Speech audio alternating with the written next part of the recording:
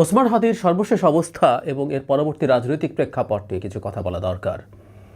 আমরা এই হত্যা চেষ্টা, এটা হত্যা হয়ে যাবে না আমরা মনে প্রাণে চাই, যদিও সে সম্ভাবনা খুবই কম, কিন্তু সেটাকে কেন্দ্র করে রাজনৈতিক যে প্রেক্ষাপট, যে পরিস্থিতি, সেটা যেন আমাদের নিয়ন্ত্রণের বাইরে চলে না যায় সেই ব্যাপারে খেয়াল রাখা দরকার। বিশেষ করে তিউনিসিয়ার একটা ঘটনা, আমি তাদের গণঅভ্যুত্থান পরবর্তী সময়ের একটা ঘটনা নিয়ে আমি একটু কথা বলতে চাই। আগে ওসমান হাদির স্বাস্থ্য সম্পর্কে গতকাল এভারকেয়ার হসপিটাল থেকে যে স্টেটমেন্টটা আমাদের সামনে দেওয়া হয়েছে, এটা ভালো কিছু না। দু একটা পজিটিভ খবরের মতো দেখা গেছে যে তার কিডনি কাজ করতে শুরু করেছে, তার রক্ত প্রবাহ মোটামুটি ঠিক চলছে, রক্ত জমাট বেঁধে যাওয়ার একটা প্রবণতা ছিল সেটা কমেছে, কিন্তু তার মূল যে সংকট সেখানে এক ধরনের ব্যাড সিগন্যাল আছে।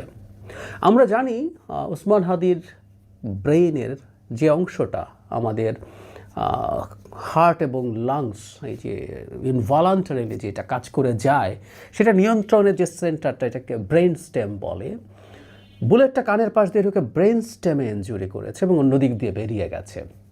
এটা অত্যন্ত মারাত্মক একটা ইনজুরি, এবং যেহেতু ব্রেন স্টেমে ইনজুরি হয়েছে, তার হার্টের কাজ করার সমস্যা হবারই কথা। সেটা হচ্ছে তার ইররেগুলার ব্লাড প্রেশার আছে, হার্টবিট আছে। এমনকি আমি প্রথম যখন তাকে হসপিটালে নেওয়া হয়, তার সার্জারির সময় তার দুবার কার্ডিয়াক অ্যারেস্ট হয়েছিল, মানে তার হার্ট কার্যত বন্ধ হয়ে গিয়েছিল। আমরা অনেকে হয়তো জানি যে এটাকে আবার চালু করার চেষ্টা করা যায়, সেটা করা গেছে, কিন্তু এই জায়গায় মারাত্মক একটা ঝুঁকি রয়েছে। তার লাংসে ইনজুরি আছে বলছেন, আমি ঠিক জানি না লাংসেও কি গুলি ঢুকেছিল কি না, আমি স্টেটমেন্ট যেটা দেখলাম। মোটা দাগে এটুকু আমরা বলতে পারি, ব্রেন স্টেম ইনজুরি নিয়ে, যেখানে ব্রেইনের ওই পার্টটা গুলিতে ক্ষতিগ্রস্ত হয়ে গেছে অলরেডি, এখানে খুব মিরাকুলাস কিছুই হতে হবে ওসমান হাদিকে ফিরে আসার জন্য। সেজন্য শুরু থেকে বলছি, আমাদের প্রার্থনাই পারে কেবল তাকে ফিরিয়ে আনতে।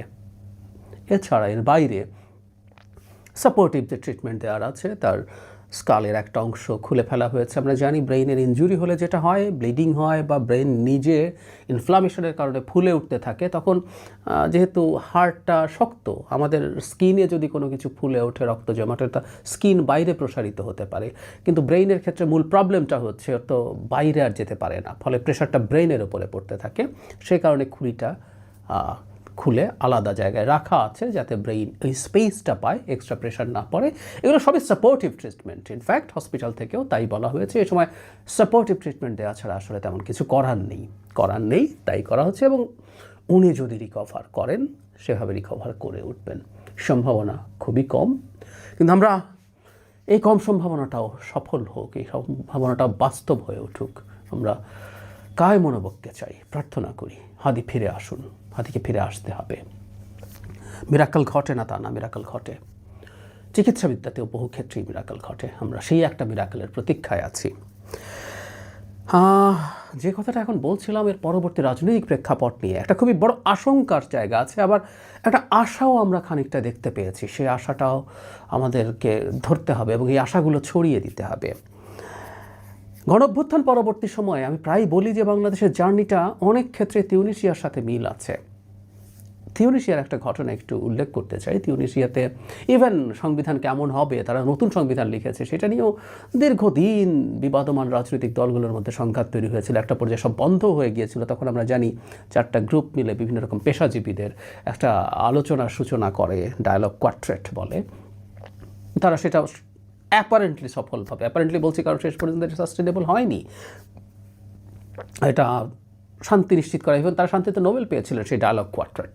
যাই হোক, 2011 সালে নির্বাচন হয় এবং ওখানে লোয়ার হাউসে পিআর আছে। এগুলো নিয়ে আরেকদিন কথা বলবো। আমরা লোয়ার হাউসে পিআরের কথা যারা বলছিলাম, তিউনিসিয়াতে কোনো স্টেবল সরকার হয়নি, কিন্তু জামাতের মতো একটা দল, নাহাদা, এটা আসলে মিশরের ব্রাদারহুড, বাংলাদেশের জামায়াতে ইসলামী, তাদের মতো একটা ইসলামী ভাবাদর্শের রাজনৈতিক দল, ইসলামিক রাজনৈতিক দল, তারা 37% ভোট পেয়ে মোটা দাগে সংখ্যাগরিষ্ঠতা হয়, কিন্তু তাদের তো একচ্ছত্র সংখ্যাগরিষ্ঠতা ছিল না।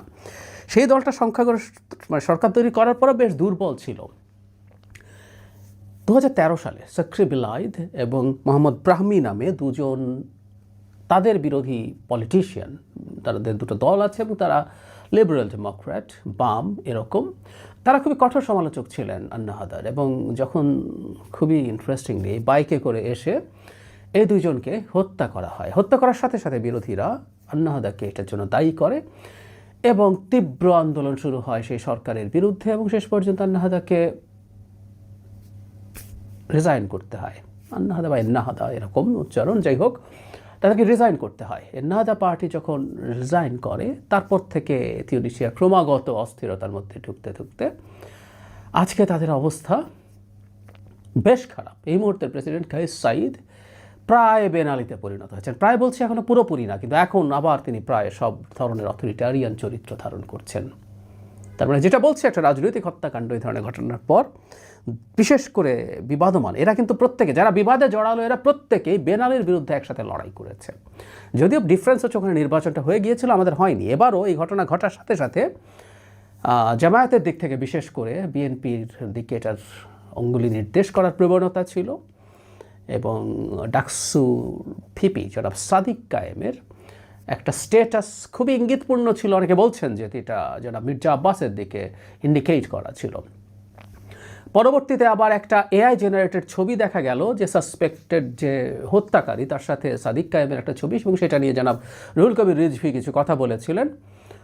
অসাধারণ একটা নজির স্থাপিত হয়েছে। রুহুল কবির রিজভী তার এআই জেনারেটেড ছবির উপরে ভিত্তি করে তিনি যে মন্তব্য করেছেন সাদিক কায়েমকে নিয়ে, সেটার জন্য তিনি অ্যাপোলোজাইজ করেছেন এবং পরবর্তীতে দেখলাম সাদিক কায়েমও সেটাকে খুব গভীরভাবে, আন্তরিকভাবে তিনি এটাকে সমর্থন করেছেন, এটাকে ধন্যবাদ জানিয়েছেন এবং তার স্ট্যাটাস যেটাতে তিনি প্রথম জনাব মির্জা আব্বাসকে ইন্ডিকেট করেছেন বলে মনে হয়, সেটা শব্দচয়নের ব্যাপারেও তিনি অ্যাপোলোজাইজ করেছেন। সো এই মানে নিজেদের মধ্যকার এই সংঘাত সরিয়ে ফেলার চেষ্টা করতে হবে। আমরা যদি পরস্পরকে এভাবে ব্লেম করি, ইভেন তাত্ত্বিকভাবে বলছি, এটা যদি হয়েও থাকতো এই সময় সতর্কতার সময়, এই সময় সংঘাতে না জড়ানোর সময়, এমনকি যাদের এই হত্যাকাণ্ডের পেছনে থাকার সমূহ কারণ আছে, আমরা অলরেডি জানি যে প্রধান সাসপেক্ট তিনি ছাত্রলীগ করতেন। এই প্রশ্নগুলো আসছে কিভাবে তিনি এভাবে জনাব ওসমান হাদির টিমের সাথে জড়াতে পারলেন, তারা এত কাছে চলে গেলেন। আমরা অনেক ছবি দেখেছি তারা একদম কাছে থাকছেন। শুধু তাই না, এই যিনি প্রধান সাসপেক্ট তিনি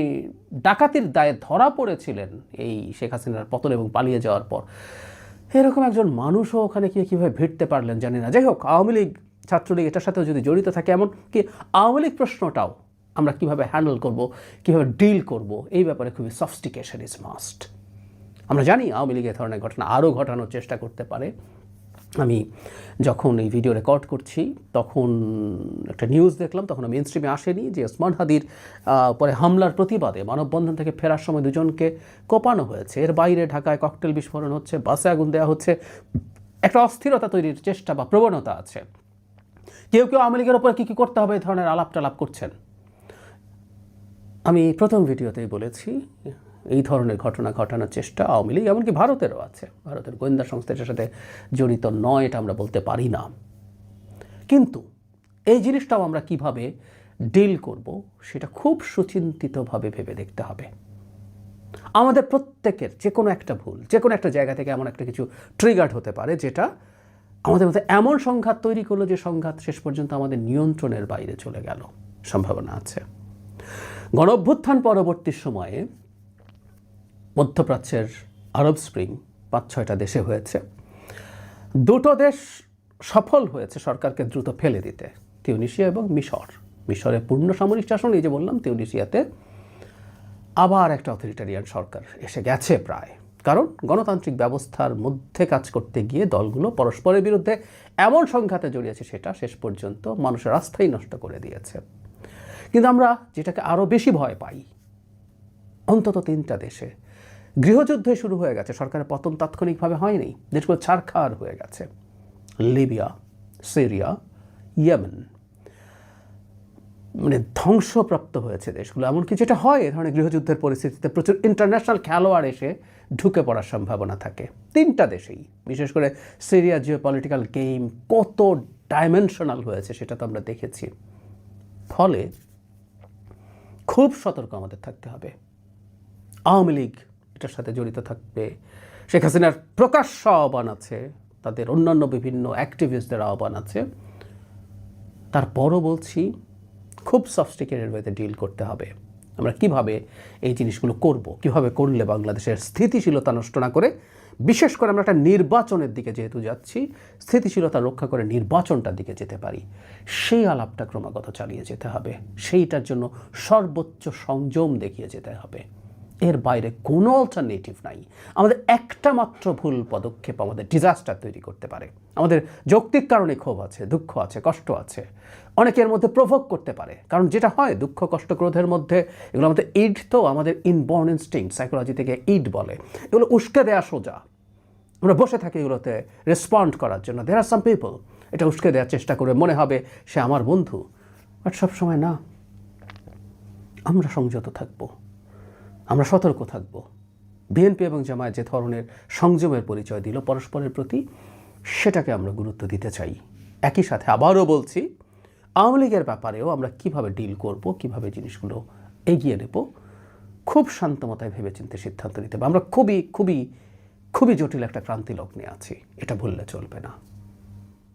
ডক্টর ইউনূস সরকার মোটা দাগে একটা ভালো কাজ করেছেন। খুব দ্রুত রাজনৈতিক দলগুলোর সর্বোচ্চ নেতাদের সাথে বসেছেন, তাদের মধ্যে সরকারের সাথে বা নিজেদের মধ্যে এক ধরনের সলিডারিটি এনশিওর করার চেষ্টা করেছেন। That's fine. কিন্তু সরকারের যে মূল কাজ, সেটা হচ্ছে অপরাধীকে ধরা এবং দ্রুত বিচারের আওতায় আনা। এবং বহুদিন থেকে আমরা বলে গিয়েছি যে আইনশৃঙ্খলা রক্ষার ব্যাপারে সরকারের পদক্ষেপ অত্যন্ত খারাপ, অত্যন্ত খারাপ। সরকার অত্যন্ত ব্যর্থ হয়ে জায়গায়। হাসিনা পরবর্তী সময়ে পুলিশের সব সংকট স্বীকার করার পরও বলছি, সরকার এই ক্ষেত্রে একেবারেই ভালো করেনি। এমনকি একজন স্বরাষ্ট্র উপদেষ্টা এবং তার বিশেষ সহকারী আছে, তাদেরকে পরিবর্তন করিয়েও যদি সরকার এই বার্তা দিত যে সরকার এটাকে কগনিজেন্সে নেয়, তা আমরা বুঝতাম যে তিনি ভাবছেন কিছুটা। এই ঘটনার পর আমরা দেখছি বিশেষ সহকারী এবং উপদেষ্টা দুজনই তাদের পদে আছেন। আমি মনে করি তো পূর্বে ঘটা বিভিন্ন ঘটনা এবং অপরাধের ক্ষেত্রে সঠিক পদক্ষেপ না নিতে পারার কারণেই এই সাহসটা তৈরি হয়েছে, এবং এই সাহসটা আরও বাড়তে পারে যদি এই ক্ষেত্রে ঠিকঠাক মতো ব্যবস্থা না নেওয়া যায়। আমি জানি না, নির্বাচন সামনে রেখে এখনও সরকার যদি মনে করেন বর্তমান স্বরাষ্ট্র উপদেষ্টা বা সাথে তার যে সরকারি প্রধান উপদেষ্টা যে বিশেষ সহকারী আছেন, এখানে দুজন মিলে সামলাচ্ছেন, তারা পারছেন না এটা মেনে নিয়ে তাদেরকে সরিয়ে, তারা নিজেরা সরে গেলে সবচেয়ে ভালো হতো, কিন্তু তাদেরকে সরিয়ে অন্য কোনো, এই ক্যাবিনেটের অন্য কাউকে দায়িত্ব দেয়া বা বাইরে থেকে কাউকে নিয়ে দায়িত্ব দেয়া, এগুলো করলে অন্তত মানুষ বুঝতো যে সরকার চেষ্টা করছে। পেরে উঠতো কিনা ইজ এ ডিফারেন্ট ডিবেট, কিন্তু চেষ্টাটার একটা স্বাক্ষর থাকতে পারতো। কিন্তু কিছুই হয়নি, কিছুই হচ্ছে না। সুতরাং সরকারকে এই যাবতীয় দায় দায়িত্ব নিয়ে যদি এখনও তার আন্তরিকতা থাকে, সেটার নজির দেখাতে হবে।